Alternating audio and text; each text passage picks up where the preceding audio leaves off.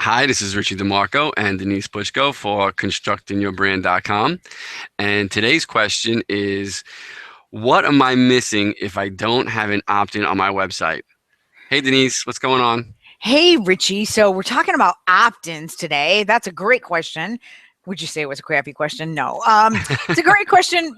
To be clear for people who don't know, an opt-in is you'll recognize it when people say sign up for our newsletter. That is the most common opt-in that there is. And what that means is that you're trying to get people's attention so that they will then be added to your email marketing list so that you gain permission to communicate with them and eventually make a sale.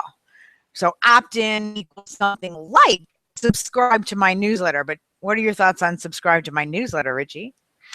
Like you said, Denise, that's a bit, subscribe is a bit antiquated. Everybody automatically is afraid that you're going to just bog them down with a bunch of emails and they don't want to see. And so everybody's very protective of that. Different words to use like register now or download now. Those are supposed to be those are supposed to get a higher conversion rate. My website says download now. I have an offer in the corner. Some websites also that you go on, you'll see that pop-up box, and that pop-up box that comes either before you exit or when you get on there and you scroll for a few minutes.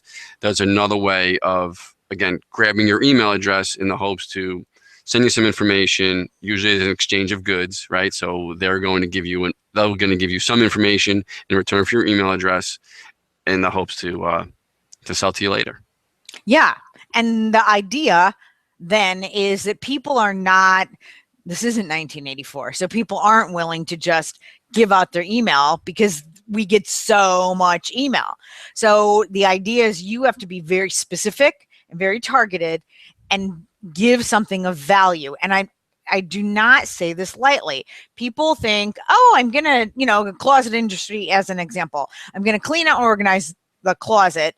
Well, everyone knows that already. You have to really go through and think about some design tips.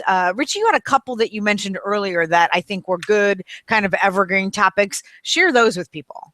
Yeah, so some good content, some good topics would be, you're remodeling your closet, you're remodeling the master suite, learn the proper layout for your closet, or you're building a custom home, making these small changes could affect the storage or increase your storage by making these small changes. What is a command center and why you should have one in your kitchen or in your closet? Things like that, things like that is information that when people are considering having their closet done, they're going to download it. And even if they're not in your market, that's the kind of content that's information they want to know. And you could put that out there on any of your social media platforms. Hopefully, obviously, you're going to get somebody in your market, but it just portrays you like the expert in your industry, which is what you want. Exactly. It's the know, like, and trust factor, which we say over and over and over, but it's so true. The developing that expertise and connecting. So you get people with the idea you're giving something first. You give them some great information, they download that, and if you've done it right, you'll get a call with an opportunity to sell to them. That's what an opt-in is.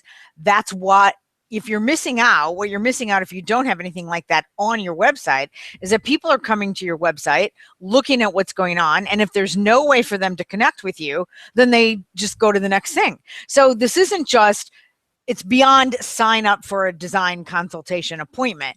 It's really connecting and engaging with the opportunity to have a relationship and sell in the future. Yeah, and we've spoken about this before, Denise. Now with the internet, people are shopping much, much earlier before they're ready. So they're shopping for 6 months before they even call you, checking you out on your platforms and your website. So, and this is just another way where they can download it.